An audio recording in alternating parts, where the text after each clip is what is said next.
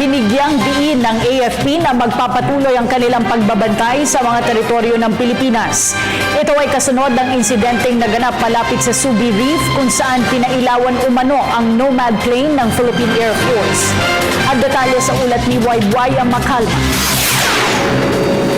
Mula sa isang barko ang gumawa ng flashing lights sa Nomad plane ng Philippine Air Force nitong linggo na naganap sa pinag-aagawang teritoryo at ito ay naganap malapit sa Subi Reef.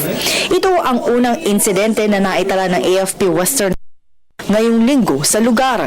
Ang Subi Reef ay malapit lamang sa Pag-asa Island na may layong 14 nautical miles o 25 kilometers. Sa isa ng Pag-asa ang pinakamalaking isla sa West Philippine Sea na teritoryo ng Pilipinas at may mga sibilyan pang nakatira. Iginiit ng AFP na walang barilan na nangyari pero ayon sa report ay pinaalis ng China ang Nomad plane sa lugar matapos silang makita.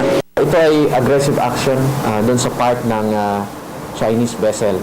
Ngunit hindi nagpapadala yung ating mga professional na mga sundalo doon sa aggressive actions ng Chinese vessel at sumusunod sila doon sa kautusan na dapat hindi natin suklian ng aggressive actions yung gagawin kung mayroon mang gagawin ang Chinese personnel na andun sa area na nag-reclaim doon sa mga isla.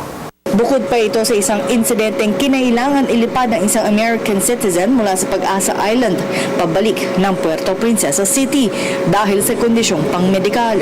Ayon kay Kabunok, Lunes pa nakaschedule na ma-airlift si Chito Pastor ngunit hindi makalipad ang Nomad plane ng Air Force kaya isang Piper 30 plane na ang sumundo sa kanya.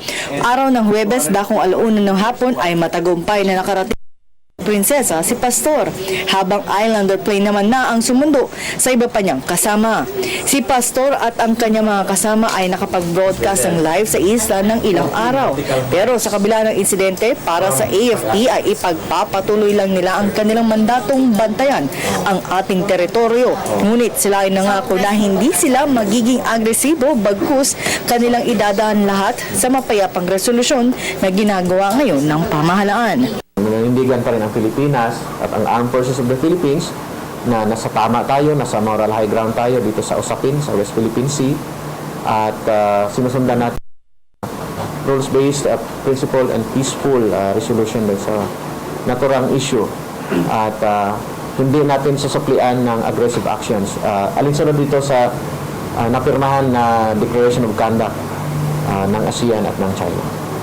Para sa Telebisyon ng Bayan, ako si YY Makalma.